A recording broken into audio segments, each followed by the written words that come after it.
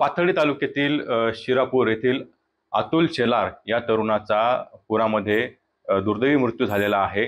सध्या मी त्यांच्या कुटुंबामध्ये आहे, सगळे त्याचा परिवार या ठिकाणी बघायला मिळतो आहे। अचानक रात्री मुसळधार पाऊस पडला आणि जी बाजूलाच असलेली जी नदी आहे त्या नदीवरून जो पूल वाहतो पुलावरून पाणी वाहिलं आणि तो घरी परतत असताना त्याला पाण्याचा अंदाज न आल्यानं दुर्दैवी तो पाण्यामध्ये वाहून गेला आहे आणि 3 दिवसानंतर त्याचा मृतदेह देखील सापडलेला आहे आणि दुर्दैवी त्याचा मृत्यू झालेला आहे। त्याची आई आपल्या सोबत आहे। काय सांगान, काय आठवणी आहे तुमच्या? माझ्या आठवणी अशा आहेत का माझं बाळ गेलं ती परत नाही आलं, मी वाट बघत राहिले त्याची, पण का पाण्याने असं केलं असं ते काही समजूनच नाही आलं। काय करत होतो तो काम वगैरे किंवा काय रोजचं तुमचं? माझं रोजचं काम, माझं बाळ ग्रामपंचायत मध्ये सारं वडिलांचं काम करीत होते। तो खुर्च्या टेबल द्यायला जात होता, नेलं घरी येऊन त्याला, असं होईल म्हणून मला माहित आहे का? रोजच कामात राहायचा तो, ऑफिस वगैरे झाडायचा। ज्या दिवशी तुमची सकाळी भेट झाली सकाळीपासून तू तिकडे होता का? म्हणजे काय 4 वाजता नेलतं पाणी सोडायला, जो माणूस येतं का त्यांनी घेऊन गेला। तो ते म्हणला मॅडम आल्यात, तलाठी मॅडम आल्यात, मला टेबल आणि खुर्च्या द्यायच्यात अक्का। त्याचं जेवायची सुद्धा नाही वाचणार, ते तसंच टेबल खुर्च्या द्यायला गेला तर मग ठेवलं असं ना इकडे येत होता घराकडं, तर मग ते अचानक असं झालं। अचानक पाऊस पडला, पूर आला। त्या दिवशी काय बोलणं झालं तुमचं? काय दुपारी वगैरे काय? दुपारी वगैरे काय नाही अक्का, मी तिकडून आले जेवतो म्हणलं तर माझ्या बाळाला जेवायला सुद्धा नाही भेटलं का काय नाही।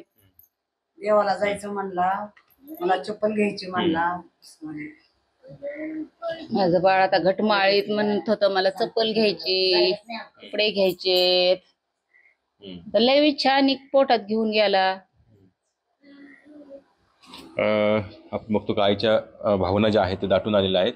त्यांचे बंधू आपल्या सोबत आहेत। काय सांगा नेमकं काय घडलं त्या दिवशी? नेमकं तो घराकडे येत होता, अचानक पूर आल्यामुळे काही समजून नाही आलं आम्हाला साहेब। पाणी भरपूर होतं त्या रात्रीच्याला, पूल तुटलेला होता, दुरुस्ती नव्हता झालेला, काही नव्हता। ते पुलाच्या पाण्याच्या प्रवाहामुळे त्याला अलीकडे घराकडे येता नाही आल्या आणि तो पुरात वाहून गेला। आम्ही 3-4 दिवस सापडत होतो पण सापडला नाही। 3ऱ्या-4थ्या दिवशी सापडला, बडकी वस्तीच्या शाळेच्या तिकडल्या नदीकडे प्रवाहाकडे तिकडे सापडला। आम्ही BM ते करायला पाथर्डीला नेलं वगैरे।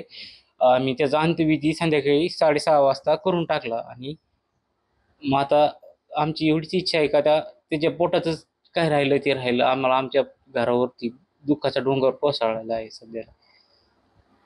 सगळीकडेच पाणी पूर आला, भयंकर परिस्थिती होती त्या दिवशी। भयंकर परिस्थिती होती साहेब, पाणीचा प्रवाह खूप भरपूर मोठा होता प्रमाणात। आमचं कोरडं बिह पडलेलं, कोरडं बिह पडलेलं, आमचं समजा काही गेलं। आता मी कुठं वाळायला बघू? मला इकून येईन का वाटतंय, माझ्या राजा तिकून येईन का वाटतोय। आता मला कुठं कुठं सापडायचं नाही। माझा करता धरता पराने होता, 2 रुपये कमवून आणून देत होता, आई वडिलाची सेवा करीत होता। माझ्या दादाला कुठं बघू, माझं सोनं कुठं बघू? माझ्या मनातल्या इच्छा पूर्ण नाही झाल्या। तर म्हणलं आता दिवाळी झाली का, आता या दिवाळीला इच्छा होती माझी, त्याला असं साखरपुड्यातच मुलगी आणीन म्हणून। मी कधी इच्छा नाही सोडली, कधी धीर नाही सोडला, त्याला घरदार बांधून ठेवलंय। माझ्या बाबाची पूर्ण इच्छा नाही झाली, त्याच्या अंगाला हळद नाही लागली।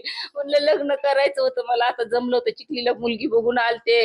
आता काल मामा गेल्यात, मामा रडत होते, जमलं पण होतं माझ्या बाळाचं। तर निश्चितच आपण बघितलं की घरातला तरुण जो ढगफुटी सदृश्य पाऊस झाला आणि त्यामध्ये जो पूर आला, त्या पुरामध्ये तो वाहून गेला आणि ही सगळी परिस्थिती जी आहे भावना दाटून येत परिवाराची येत आहे आणि त्याच्या आठवणीत अजूनही हमरडा जो आहे तो आई फोडत असल्याचं आपल्याला पाहायला मिळत आहे। कॅमेरामॅन खरमनकर सह कुणाल जायकर, पाथर्डी, अहिल्यानगर।